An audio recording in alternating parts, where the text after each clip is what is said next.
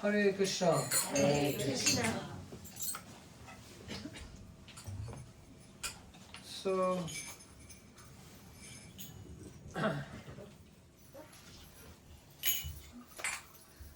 yes, so first of all, I would like to express my heartfelt wishes to Rimpu Varshnya Prabhu and his daughter Shatakshi for their blessed birthday today. So we are celebrating their birthday, and of course my wishes and gratitude to his good wife Namita and also Advait.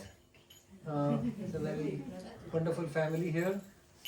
And today also we are celebrating the wedding anniversary of Manik Prabhu and Rubal Mataji. And today is such an auspicious day actually. Today is the day of Akshaya Tritiya. Akshaya Tritiya. How many of you were there in the temple? Now? 1, 2, 3, 4, 5. Yeah, 5 of you. So briefly, I will just describe about this day today, Akshaya Tritiya. So it is the appearance of Lord Parshuram. Lord Parshuram appeared on this day. Not just that, even there is appearance of Lord Narayan, and there are a few other avatars of the Lord who appeared on Akshaya Tritiya. On this particular day, Vyasadeva began dictating Mahabharata. And who was the writer? Lord Ganesha. Lord Ganesha was the writer. Okay, we want to have the kids who want to play, maybe go upstairs or somewhere. So the kids who want to play, someone will have to take care of them, so that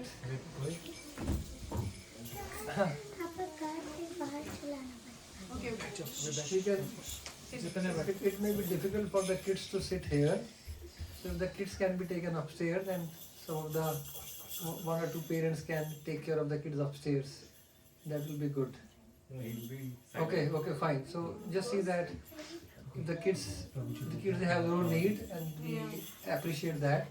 If they need to play around, so please take them upstairs. Hare Krishna. So yes, today is the day when Srila Vyasadeva began dictating Mahabharata, and which is also like Akshay. How Akshay? Akshay means that which doesn't diminish, or which. So this book is so elaborate. When you read, it looks like it's unending. It's unending. So it is like a huge storehouse of so many stories and lessons, the Mahabharata. So Akshay storehouse of stories. That is, Mahabharata started dictating Mahabharata today. Today is the descent of Mother Ganges. So Bhagirath and their predecessors, they all did such tapasya and had the Mother Ganges descended from what's her name when she flows in the Swargaloka? Anyone knows the name of Mother Ganga? Viraja. No. Mandakini Ganga. Oh yes. She is known as Mandakini Ganga in the heavens. Yeah. Then the earthly planet, when she came, she became known as Bhagirathi Ganga or Janvi, the daughter of Janumali. And when she goes down to the lower planets, she is known as no. There is a different name. The Ganga has three names. In upper planet known by different name, middle planet known by different name, lower planets known by different name. She is known as Bhogavati in the lower planets. So therefore, another name of Bhogavati. Actually, Bhogavati is the capital. Wait a minute. Bhogavati is the capital. No, Bhagirathi is on this planet. The name of Ganga on the lower planets. Not Viraja. Viraja is not the name. So if I'm Bhogavati is the capital of the Nagas. Just a minute. Let me confirm. She is known by different name.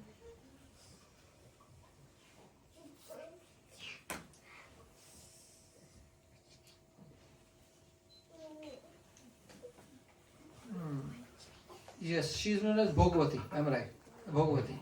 So this is Mandakini in the heavens, Bhagirathi in the earthly planets, and Bhogavati in the lower planets. So that's the three names of Ganga, and so for Ganga descended from the heavens to the earthly planets by the great effort and sacrifice of Bhagirath king, and therefore she is known as Bhagirathi. So this happens today. Also in Jagannath Puri, they start the construction of Lord Jagannath's chariot today. Today they start every year there are 3 chariots which are built, and every year they are new. Like I remember, where was I? Yeah, I was in some place, and they had a chariot of Jagannath, and they said we use it every year for multiple city Rath Yatra. So they take the same chariot, but in Jagannath Puri they make 3 chariots, and every year new chariot, and they are really huge. And the parts of the chariots, they are auctioned after the Rath Yatra. And many ISKCON temples worldwide have some parts of Jagannath's chariot. I went to ISKCON Auckland. They have made a gazebo using Jagannath's chariot's Mahaprasad. That's the one can remember Jagannath. Similarly, in Govardhan Eco Village, we have a wheel of each chariot. One wheel of Jagannath's chariot, one wheel of Balram chariot, one wheel of Subhadra Maharani's chariot. So we have made a beautiful monumental structure, remembrance of Jagannath Puri, with these 3 wheels from the 3 chariots. So the construction of the chariot starts today, on the day of Akshaya Tritiya. Lord Krishna gave Akshay Patra to Draupadi on this day, right?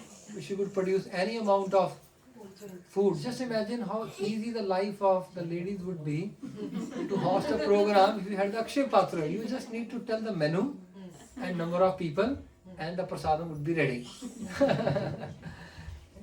So that was the Akshaya Patra given by Lord Krishna to Draupadi on this particular day. Huh? Akshaya Patra was given by sun god? Okay, probably sun god to Draupadi.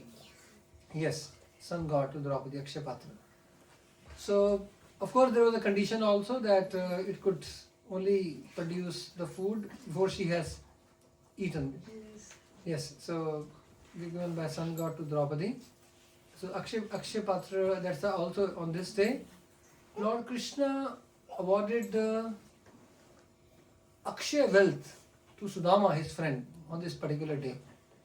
So what is this? The wealth of this world is not Akshaya. Akshaya means that which does not deteriorate or diminish.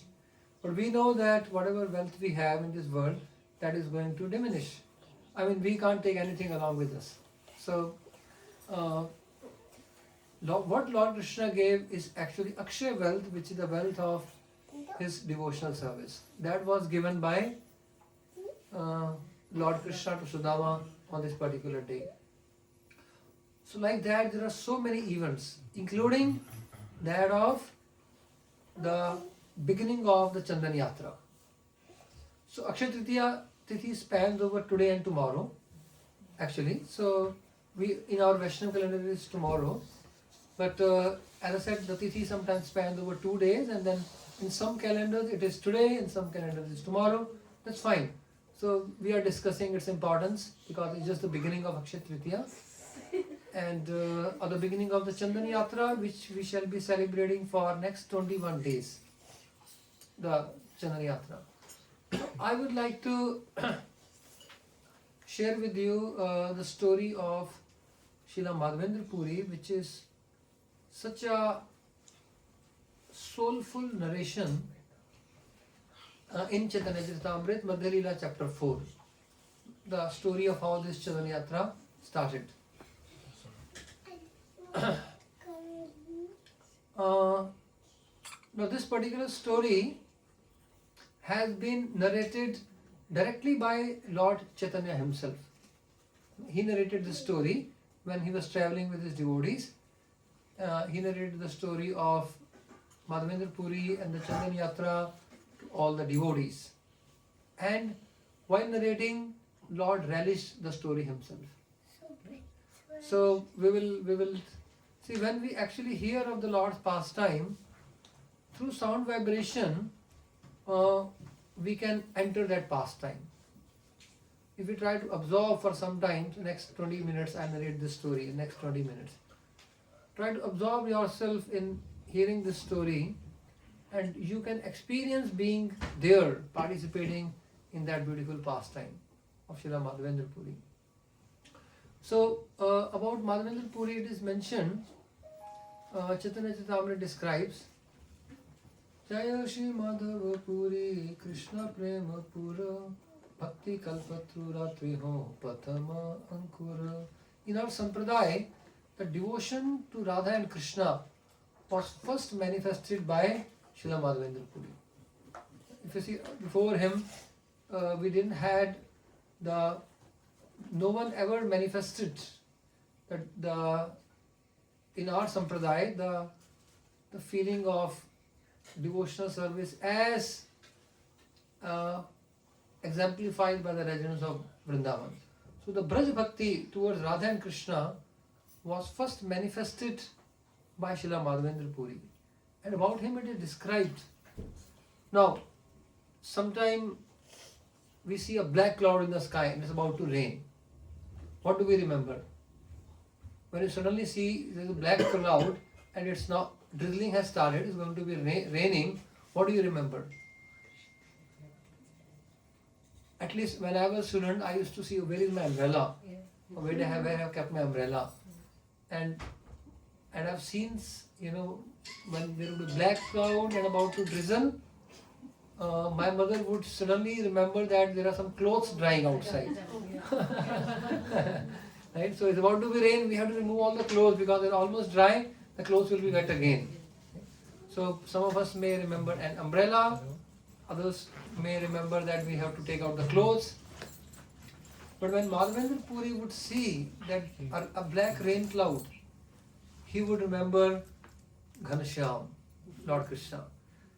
And such was his remembrance that he would faint. Can you imagine what kind of love he had?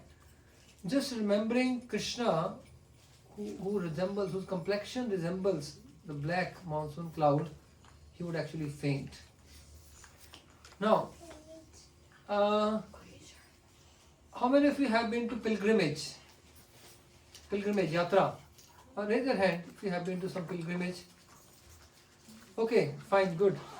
So, some of you have experienced pilgrimage. Lord Balaram loves to go on pilgrimage. We see his pilgrimage is therein mentioned in the Bhagavatam. As Lord Nityananda, he travelled on pilgrimage. Guess now, pilgrimage now for us, yatra, pilgrimage, how long could it be? Maybe a week, 2 weeks. Braj yatra, Kartik, Braj Parikrama takes place for a month. Right? Braj Parikrama. We call Braj Mandal Parikrama, Chorasi Kosh Parikrama. Braj is very famous. So that could go on for 1 month. Nityanand Prabhu travelled on pilgrimage for 20 long years. Can you imagine? 20 long years was his yatra. He left his home at the age of 12 and was travelling to various places of pilgrimage, and his pilgrimage ended when he came and met Lord Chaitanya in Navadvip. 20 long years he travelled. And before his pilgrimage, just before the end of his pilgrimage, he met Madhavendra Puri, Lord Nityananda, who is none other than Balaram. When he met Srila Madhavendra Puri, whom we are talking of, he considered that this is the perfection of my pilgrimage. He said, today I have received the ultimate result of my long pilgrimage by seeing a person who is pilgrimage personified. Like people go to pilgrimage to be purified. He said, by having his darshan, I have received the perfection of all my long journey and the long tiresome. Pilgrimage is not easy, traveling is not easy. So, after a long, tiresome journey, I have received the ultimate result of my pilgrimage by having witnessed and by having seen Srila Madhavendra Puri. So that was Madhavendra Puri. So once Madhavendra Puri, he would be traveling, and once he was in Vrindavan and he was doing a Govardhan Parikrama, and in between he was sitting at a place called Govind Kund. In Govardhan Parikrama is a place. He was sitting under a tree, and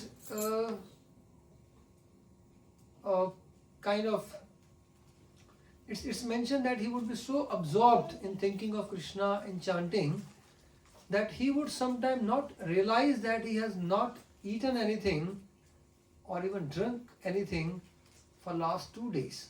Can you imagine? I mean, this is something which is beyond our imagination, but he was so absorbed. I remember one of my friend. We can get a glimpse of it. One of my friend, he one day returned from office, and suddenly when he came back, he realized his tiffin is still heavy. And then he said, "No, today I forgot to take my lunch." He became so absorbed in the work. There was so much work to be done, and he was just so caught up in the work, and he completely forgot to have lunch. So people do sometimes, or we may be so absorbed that you forget they are feeling hungry, right? Because you are doing something which is quite urgent, quite important, and you forget that you are hungry. And suddenly after coming, he realized, oh, I forgot to take lunch. Then he realized that now I should take. Actually I'm feeling hungry. So it happens in this world also. We can get some understanding and glimpse, but we have not seen that kind of absorption of someone in bhakti, that someone is absorbed in Krishna so much that forgets lunch. We may become absorbed in work or some other thing that we may forget lunch. Like children also, they are absorbed in play and they don't want to eat sometimes. They become so absorbed that they forget they are hungry. They may be hungry, but then they are just absorbed in playing. But we don't see such absorption of someone in bhakti. Rather, if the class stretches long, people start looking at the watch. It's becoming prasadam, time for prasadam. When is this speaker going to stop? Right? So we do not experience that absorption in bhakti actually, which is very rare. So Madhavendra Puri, he would have such absorption, he would not realize that he was hungry for last 2 days. He had not taken anything. Krishna became concerned for his devotee, and Krishna himself came in the form of a boy, and he brought a pot of milk in an earthen pot, and said, "Oh Madhavendra Puri, please have this pot of milk." He said, "I know you are hungry." And he said, "How do you know?" He said, "Some ladies came here and they saw that you are just sitting here for a long time doing your chanting, and you do not go and beg." So Krishna says, if someone do not go and beg, then I come to provide for him. So actually the Lord, Yoga Shema Mahameham, the Lord does care and protect his devotees. So Madhavendra Puri, of course, it's not that he wanted to, take service from Krishna, not like that, but he was just so absorbed that he would forget he's hungry and thirsty. So Krishna came, but he didn't reveal that he's Krishna. He said, "I am just a cowherd boy in this village." And some of the ladies came and saw that you are just absorbed in chanting and remembering Krishna, and you are not begging also. So in our village, no one goes hungry. The cowherd boy is saying, if someone comes and begs, we give him. If someone doesn't beg, then I come and provide. So this cowherd boy was so sweet that Madhavendra Puri, when he heard this cowherd boy words, his hunger was totally mitigated. So one thing we learn here is, in this world, actually the real hunger is not hunger of the stomach. The real hunger is hunger of the heart. People, actually even the most wealthiest people in this world actually are hungry. They are poverty stricken. This is the poverty of the heart. There is hunger of love. I have seen so many people who are very, very successful. They are very wealthy, but they do not have one person in their life who actually loves them. I met several such people. And they are very successful. They are there on the magazines. They are interviewed in the newspapers and the social media, but totally hollow within. There are many such people in this world. So the real wealth is that of love. So the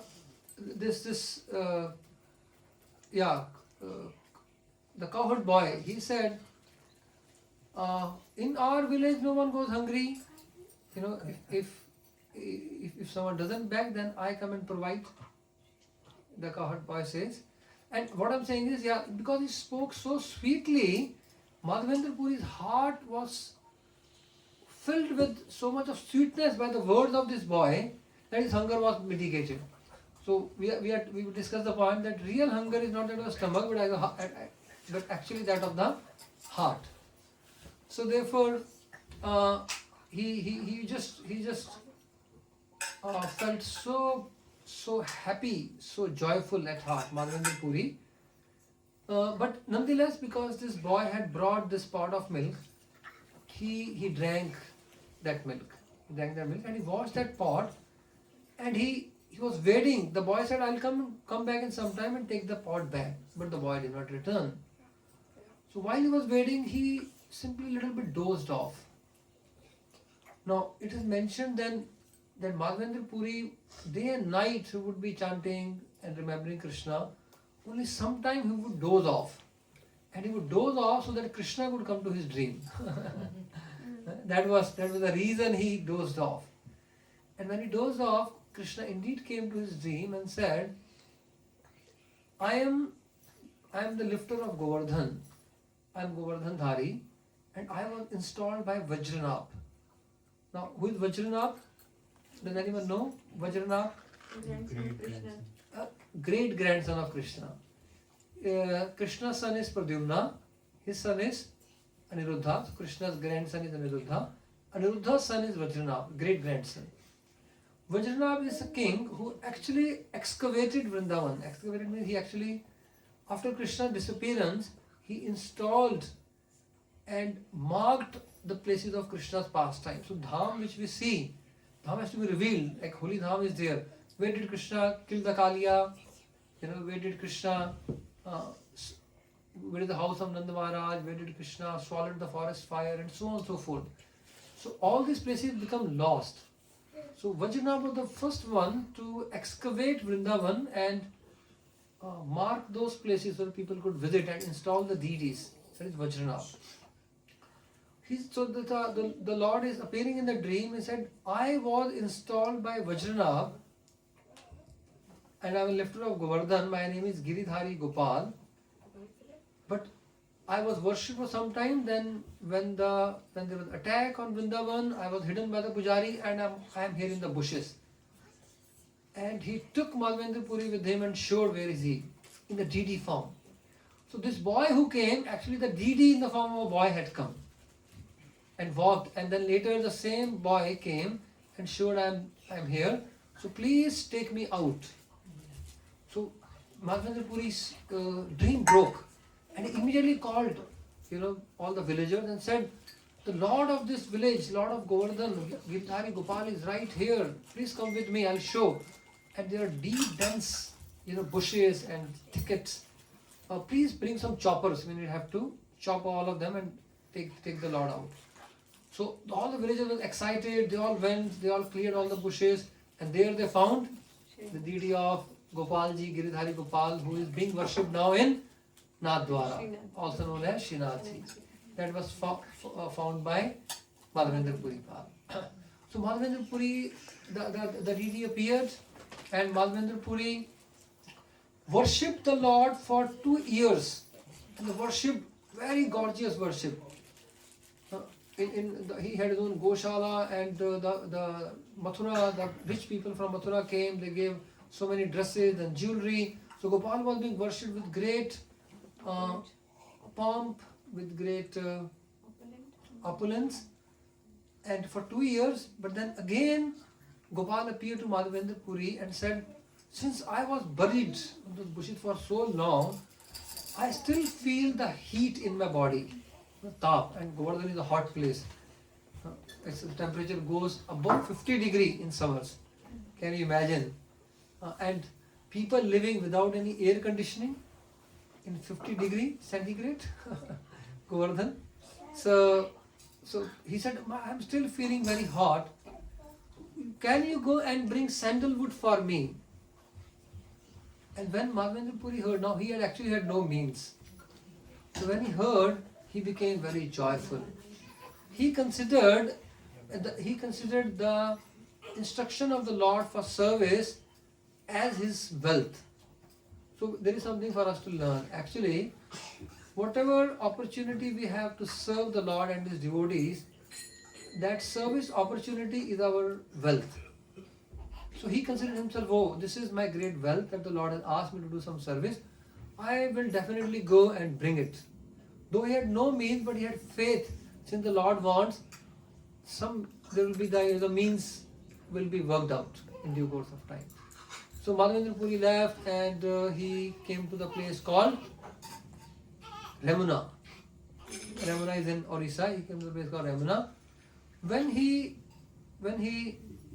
was at Remuna, he saw that the deity of Gopinath being worshipped very nicely with again great opulence. So he kind of concluded that whatever is being offered to Gopinath is of the highest quality. He saw the arrangements. He inquired, what all do you make the offerings to the deities? How do you serve the Lord? So they described everything, and then they said, we make this and this bhoga offering.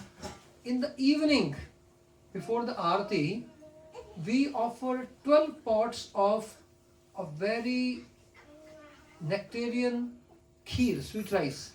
It is called Amrit Keli. Amrit Keli means this sweet rice tastes like nectar. And they say, nowhere on this planet there is such a sweet rice which is prepared and offered to the Lord. So Madhavendra Puri thought, if I can get a small little quantity of the sweet rice, by tasting I will get to know how it is made. Now this is something for those who cook. And the test of expert cook is, you should be able to find out the recipe by tasting it. You should not need a recipe book for that. So therefore Madhavendra Puri, he thought in his mind that if I can get a little sweet rice, by tasting I will know how it is made. I want to make the same thing for Gopal. Now this is something for all of us to learn. Madhavendra Puri was so oblivious to his eating, he would not know that he has been fasting for 2 days. Can you imagine? He would sometimes he would not eaten for last 2 days, 3 days, he will not know it. But here he wants to now taste sweet rice. Not because he's hungry, because he wants to cook the same thing for the Lord. So Prabhupada says, there is no limit to which we can keep learning and serving the Lord. Even at that stage where he is quite old and mature in his bhakti, he wants to learn one more thing to add to Gopal's Rajbhog Thali. He wants to learn something to serve, to increase the service to the Lord. So the quality of service is, the sign of good service is that we should strive to improve our service. And there is no limit. Prabhupada says, there is no limit to which we can go on improving our service. So Madhavendra Puri at that stage wanted to learn one more recipe to serve Gopal. But then he became ashamed. Oh no, the bhoga is still not complete. I shouldn't have desired to eat. When the bhoga is not done, it's still not prasad. So it's considered that it's kind of an offense to think of eating that which is not offered to the Lord. Therefore, he considered himself to be offensive. Though he had pure desire, he didn't want to eat for himself. He wanted to cook for the Lord. So he had pure intention, but still he saw that it is a mistake. He did not justify that. He said, no, it's my mistake, it's my offense. He did not say anything to anyone, but left. But later, the Lord stole for him. And the Lord stole for him. And now just imagine, if you have a plate and you keep 12 glasses, just imagine there are 12 glasses filled with sweet rice on a plate. If you pick up one, there will be a gap that will be created. Is it not? The Pujari would be offering daily. The Pujari offered 12, he returned back with 11. How come the Pujari did not notice? Because there is a gap created. Pujari will get to know, or there is some, if you pick up one out of 12, there is a visible space, extra space has been created, a gap has been created. But the Pujari did not realize that one spot of sweet rice is missing. I offered 12 but I got back only 11. Pujari did not realize it. And Gopinath told, I stole the pot of sweet rice and I bewildered your intelligence that you could not realize it. When the Pujari went to sleep, Gopinath woke him up by coming to dream and said, come, open my altar, take this pot and give it to Madhavendra Puri. And the Pujari was shocked. He said, how come this has never happened before, that the deity has stolen? We have heard so many people stealing, but in form of the deity the Lord has stolen. This is amazing. And then he was shouting. He went with this pot of sweet rice in the outside of the village. He's saying, who is that fortunate person, Madhavendra Puri? Please identify yourself. The Lord has stolen the pot of sweet rice for you. Please come and accept it. Now the most amazing thing, Madhavendra Puri identified himself. He accepted the pot of sweet rice. He took that sweet rice, and after taking sweet rice, he broke the pot and kept it with him. And daily he would take a piece of that earthen pot, because that pot was touched by Lord himself. Now, how many of you have eaten sweet rice? How many of you have eaten pot? Right? Pot of the sweet rice, earthen pot. So you eat an earthen pot also? Okay, where? Chai you get in like Chai, a yeah. and then after finishing the chai, you just like nibble on the food. Sometimes silicon. So, okay, so some earth is going inside. But so most of us, almost all of us, we have taken sweet rice, but will not consider Madhavendra Puri's devotion is he considered that pot also as Lord's prasad, as same level as sweet rice, and daily he ate sweet rice once, but he ate that pot for more than a month. Right? For one time he ate the sweet rice, but for more than a month, daily he would take a small piece and he would be overwhelmed in love, thinking of Lord Gopinath stealing this pot with his own hands, with his own divine hands. So that pot was touched by the Lord's hand, and therefore he considered it to be a very precious prasad, and daily he would take that prasad also. So that was the standard of Madhavendra Puri's devotion and his selfless love for the Lord. So he took a great pain and brought the chandan for the Lord, brought the sandalwood. While he was coming, the Gopal thought, oh, my devotee is taking so much trouble, I should ease his trouble. So when he was returning back with sandalwood, at Ramana, Gopal appeared again and said, now please offer all this sandalwood to Gopinath. He and me, Gopinath and Gopal, we are same. When sandalwood will be applied to Gopinath, I will be cooled. I will experience cooling sensation. So in this way, Madhavendra and Gopal said, do not doubt what I am saying, do what I am saying.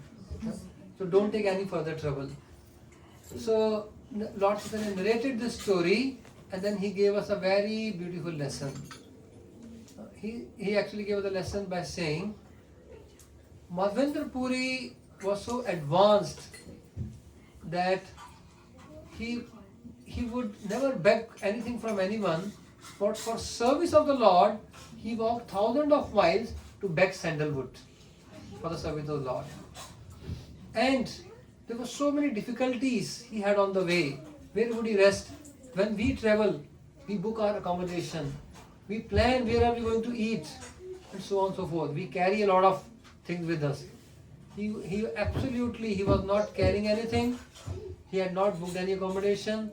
There were so many inconveniences on the way, but he did not mind any of the inconvenience. His only joy was, I will bring the sandalwood for Gopal. This will be used for his service. Bahu parishrame chandan remuna anila anand badila mane dukkhna ganila. Said after a lot of hard work, effort, difficulties, inconvenience, he brought the sandalwood to Ramana.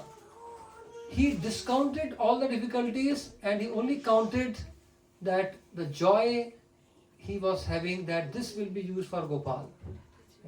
His only joy was that the Gopal has asked me to do some service and I am not able to do it. Therefore Lord Chaitanya says, this is what is meant by love. If we really want to understand what is love, it is, the love is cultivated through the spirit of service. And service requires sacrifice. Service requires sacrifice. So therefore, we learn the definition of love through this story of Madhavendra Puri. He was willing to undergo all difficulties. And most important thing, he was willing to undergo all difficulties, and when we undergo some difficulty, what happens after that? We complain about it. He did not complain. See, we all have to undergo, when we serve, there is always some difficulty, some challenge. When we complain about it, we lose the merit. So when we serve, there could be some difficulties. Every service has some difficulty. When we serve the Lord and we do some sacrifice in the service, and we do not complain about it, we tolerate it, those inconvenience, because every service has some inconvenience. We tolerate that in a non-complaining way. We perform the service and become happy that at least I could serve. Then we receive the maximum mercy of the Lord. But when we have a complaining attitude, of course, we may have feedback meetings and we can think of how to improve the service, how to have better facility. That in a constructive way we can have. But complaining attitude is a negative attitude. When we have a complaining attitude in bhakti, whatever devotional gains we are having, we all drain away. We all drain away. So therefore, in bhakti, please, if you all can follow this attitude shown by Madhavendra Puri, no complaints, no demands. If we can follow that, we can actually make such swift progress on the path of bhakti. His life was no complaints, no demands. He would not ask the Lord, what to speak of the Lord, anyone for anything for him. He had no complaints in life, no demands. He only wanted to serve. And therefore the Lord would come to him again and again. Therefore the Lord stole the pot of sweet rice for him.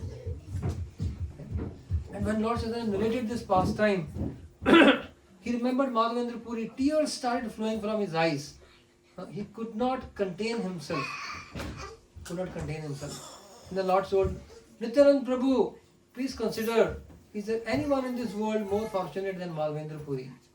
Lord appeared 3 times in his dream, gave him different instructions, service instruction.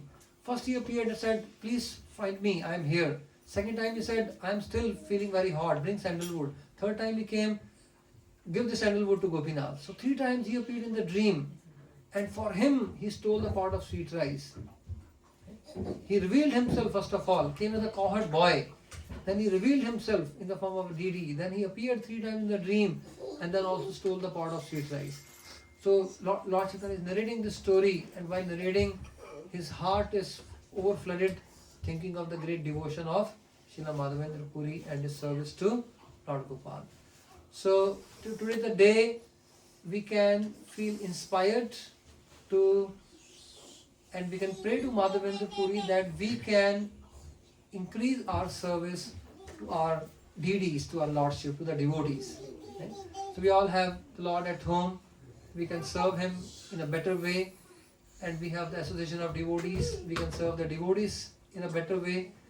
So when we want to improve our service, the Lord will surely feel very happy and He will bless us and He will empower us to do so.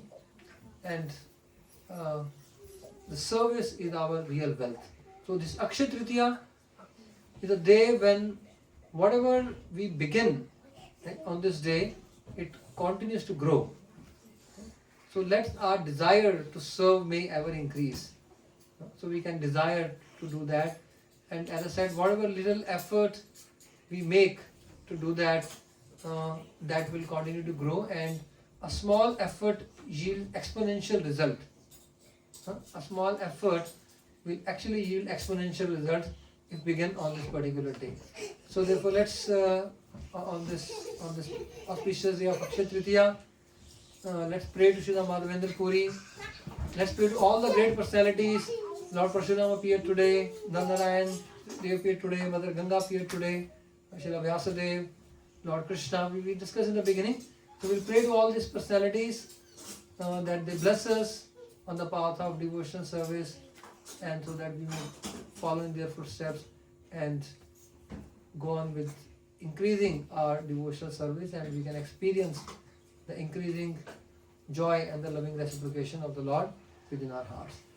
Hare Krishna, Krishna Krishna, Hare Hare, Hare Rama, Rama Rama, Hare Hare.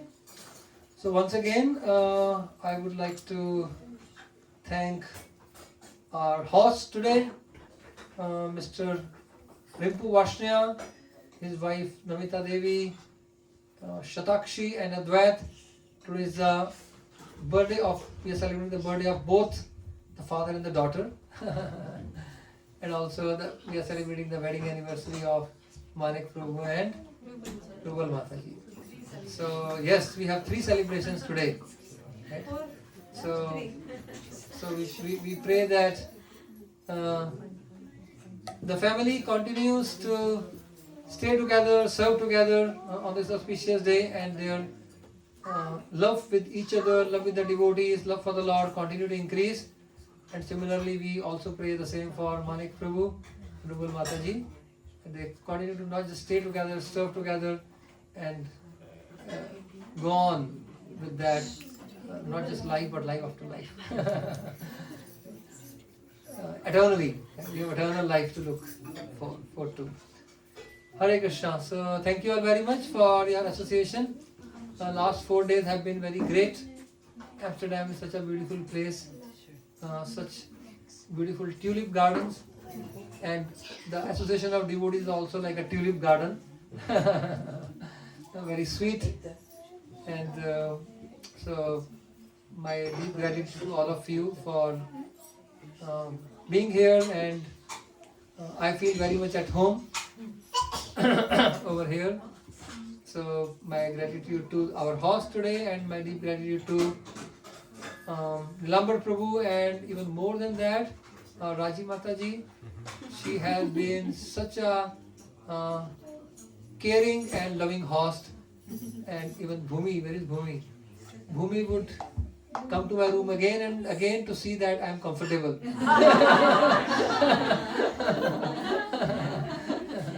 She used to come to check if there are any unwanted things. So really, and she would give me such a sweet smile, you know. Yes. So all my tiredness would go away by seeing her smiling face. Yeah, she Should gives give that me, smile to everyone. yeah. So that's such a welcoming smile. Yes. Bhumi, Hare Krishna. So I'm very grateful to the family, Lambar Prabhu and family, for hosting me. So thank you. Hare Krishna. Jai Shri Shri Radha Leela.